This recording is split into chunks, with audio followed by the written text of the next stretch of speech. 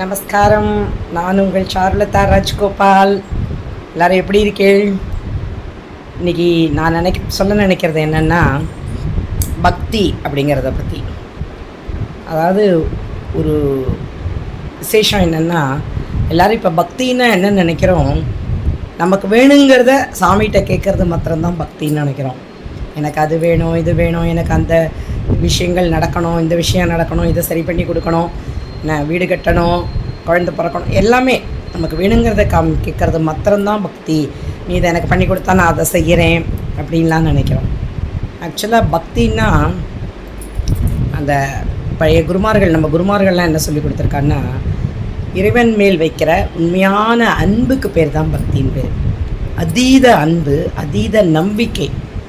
நம்மளை நம்ம சரணாகதின்னு சுவாமிகிட்ட கொடுத்துட்டோன்னா, உன்னை தவிர எனக்கு வேறு போக்கடமே இல்லை, நீ தான் எனக்கு எல்லாம் அப்படின்னு நம்ம ஒரு பக்தி. அது குருவிட்டையும் இருக்கலாம், தெய்வத்திட்டையும் இருக்கலாம், யார்கிட்டையா. ஒரு அப்பா அம்மாட்ட நம்ம ஒரு கதை சொல்லுவா இல்லையா, ஒரு அப்பா தூக்கி போட்டு கீழே பிடிக்க போகிறாங்கிறச்சே அந்த அப்பா தன்னை கட்டாயம் பிடிச்சிடுவான்னு அந்த குழந்தை சிரிக்குமா, அதுக்கு பயமே இருக்காதான், தன்னை எப்படி அப்பா பிடிச்சிடுவான்ட்டு. அந்த மாதிரி நம்ம தெய்வம் நம்மளை நிச்சயமாக காப்பாற்றிடும், நமக்கு எந்த பிரச்சனை வந்தாலும் அதுலேருந்து நம்மளை மீட்டுன்னு வந்துடும் சொல்லிட்டு நம்ம வைக்கிற பக்தி, அந்த நம்பிக்கை தான் பக்தி. அதுதான் மெயினாக எல்லா விஷயத்துலேயும் முக்கியம். ஒரு தடவை சும்மா ஒரு சின்ன கதை சொல்கிறேன். அதாவது மகாவிஷ்ணு நாராயணனும் நாரதரும் பேசிகிட்டு இருந்தாலும் இந்த மாதிரி இந்த பக்தியை பற்றி.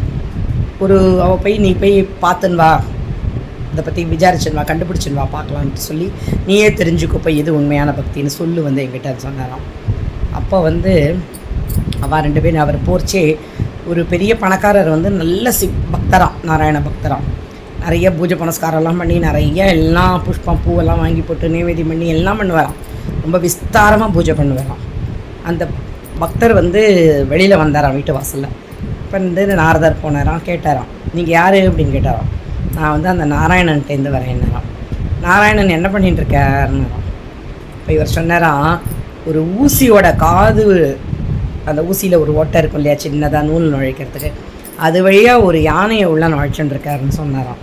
இப்படி சொன்ன உடனே, இது என்ன இந்த ஆள் ஏதோ ஒரு லூஸ் மாதிரி உளறின்னு கிடக்கான், இவங்ககிட்ட நம்ம போய் இதை போய் கேட்டதே தப்பு அப்படின்னு சொல்லிட்டு இதெல்லாம் நடக்காதவங்களாம் பேசிகிட்டு இருக்கான் அப்படின்னு சொல்லிட்டு விடுக்கிறது உள்ளே போயிட்டாராம். அவருக்கு இதில் நம்பிக்கை இல்லை, உள்ளே போயிட்டாராம். அதுக்கப்புறம் அவர் இன்னும் கொஞ்சம் தூரம் நடந்தாராம். அங்கே ஒரு கூலி தொழிலாளி வேலை பண்ணிட்டு இருந்தாராம். அவர்கிட்டையும் இதே மாதிரி, யார் நீங்கள் எங்கேருந்து வரீங்கன்னு கேட்டார். மாதிரி நீங்கள் ஏன்னு கேட்டோடனே, நான் நாராயணன்ட்டேருந்து வரேன்னா. அவரை இதையே சம்பாஷணை, நீ அவர் என்ன பண்ணிட்டு இருக்காருன்னு கேட்டாராம். இதே இதை சொன்னாராம். அது வழியாக ஊசியோட காது வழியாக யானையை உள்ளே விட்டுருந்துருக்காரு. உடனே சொன்னேன், இது என்னையா பெரிய விஷயம், இதை போய் என்கிட்ட சொல்ல வந்துட்டேன். அவர் என்ன வேணாலும் பண்ண முடியும் அவரால். அவர் இத்தினூண்டு விதைக்குள்ளே அவ்வளோ பெரிய ஆலமரத்தை கொண்டு வந்துடுறாரு. அதே மாதிரி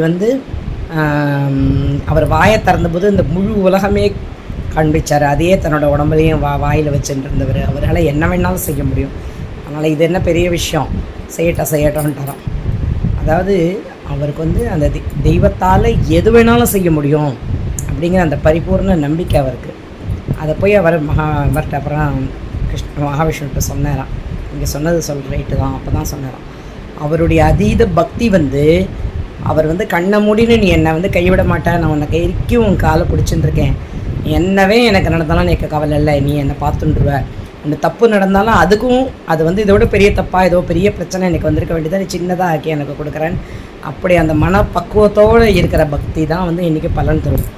அவன் நம்பிக்கையாக நான் பண்ணிட்டேன், நீ இதை செஞ்சுடுறேன், அதை செஞ்சுடுறேன், அதை செஞ்சுட்டியா, அதை சொல்லிட்டியா, இதை பண்ணிட்டியா, நான் பாலை வாங்கி கொடுத்தேன்னா, நான் அபிஷேகம் பண்ணேன், நான் செஞ்சேன், நான் புடவை வாங்கி சாத்தினேன், நான் இன்னொன்று பண்ணினேன்னா செய்யணும், அவசியம் செய்யணும். அந்த தெய்வம் நமக்கு கொடுத்ததை நம்ம தெய்வத்துக்கு திருப்பி கொடுத்து அலங்காரம் பண்ணி நம்ம பார்க்குறோம், காணிக்கையாக கொடுத்து நம்ம பார்க்குறோம், அவ்வளோதான். அதை அவர் வாங்கிக்க மாட்டேன்ட்டாருன்னா தலைகள்னாலும் நம்மளால் எந்த ஒரு காணிக்கையை கூட கொடுக்க முடியாது, ஒரு சின்ன செங்கல்ல கூட தூக்கி வைக்க முடியாது, எந்த ஒரு பக்திக்குண்டான எந்த ஒரு விஷயங்களையும் நம்மளால் செய்ய முடியாது. யாருக்குமே அப்படி தான். அதான் சுவாமி காலத்தோட கட்டாயம் அவர் எல்லாருக்கும் பண்ணணும்னு வாங்கிப்பாரே ஒழிய, ஆனால் இவங்களுக்கு கொடுக்குற அனுகிரகத்தை விட முழுமூச்சாக அப்படி ஆழ்ந்த நம்பிக்கையோடு இருக்கிறவாளுக்கு அவர் நல்ல பலனை ஆட்டோமேட்டிக்காக அவரோட அனுகிரகங்கள் ஏன்னா அவங்க என்னை நம்பி தான் இருக்கான்.